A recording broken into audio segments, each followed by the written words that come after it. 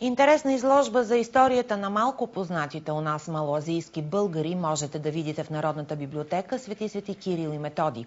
Фотоси и документи разказват за фолклора, езика и материалната култура на изселилите се в началото на миналия век българи мохамедани. Днес техните потомци продължават да живеят в северозападен Анадол, в 20-на села с общински център град Гьонен. Две изселнически вълни от България определят историята на района в северозападен Анадол. Първата от българи християни, а втората от българи мохамедани. Когато първите започнали да се завръщат в България, вторите се заселили в къщите им. Дори се засекли за 2 години, от 1912 до 1914.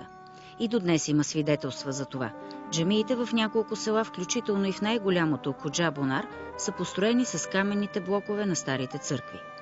Срещнахме помак, който говори чудесен български, абсолютно почти без акцент, може би малко на диалект, но без акцент. Когато го показах на помаци тук в България, с които контактувам, те се очудиха и казаха: имам роднини, които 5 години работят и живеят в Съединените щати, те вече почват да забравят езика, а този човек е роден преди 80 години в Турция. Тримата млади учени, които работят по проекта за малоазийските българи, са записали много песни на терен и доста от тях приличат на родопските. Пеят ли се тези песни още в Родопите?